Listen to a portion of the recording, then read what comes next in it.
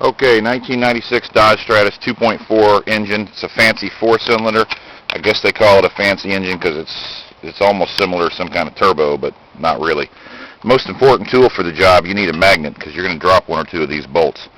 It's just inevitable. You're going to need a magnet, but I'm going to use it for a pointer.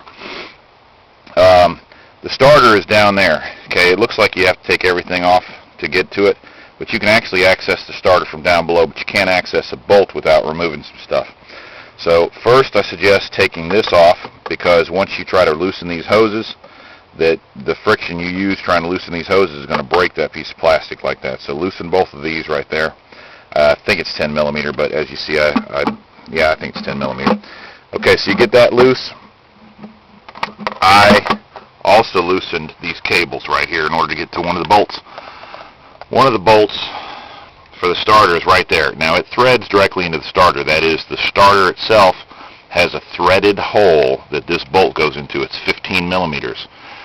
I cannot access that bolt with any wrench or ratchet wrench because there's just not enough room to move without taking more off. But however, I did put about a 3-inch extension on a 3/8 drive. I used a 6-point socket. Don't use a 12-point because you'll strip the bolt head.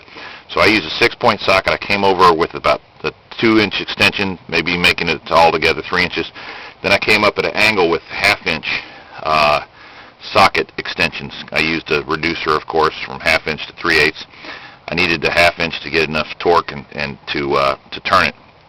Now the other bolt to the starter is underneath the starter, and you can access it underneath the car. And you can also remove this starter underneath the car. You don't have to disconnect the radiator hose. You just have to twist the starter about 2 or 3 times in order to be able to get it off of, get it out of the hole.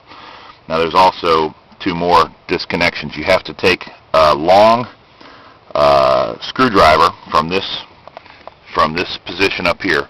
You poke that plastic piece right there with the screwdriver, and then you can pull it off from down below. It's a 2-person job right there. And then you also disconnect that. That was a 12 millimeter on my starter that came with the car, probably, and a 13 millimeter on the replacement. So once you disconnect those and the 2 bolts, that's also a 15 millimeter bolt down below. The way I got the bolt down below was I used a 8-inch extension and a swivel, and also a 24-inch breaker bar, and some other extensions on the breaker bar side of the swivel. But it took probably about 4 hours for me to figure all this out and where to get the stuff and the angles. And the only reason I'm putting this on YouTube is because it's complicated, difficult, and no one else has a video on YouTube that I could find. Now, this is not a greatly edited video. I don't show step by step, but you get the picture, and hopefully this helps you. 1996 Dodge Stratus. It's this 2.4 liter 16 valve engine. It's a very crappy car. I cannot stand Chryslers, and the only reason I have this is because I just kind of found myself into it. I'll sell it to you for $23,000 because that's what it's costed to keep it on the road. I should have left it on the side of the road the first time it broke down. Everybody take care. Thank you. Bye.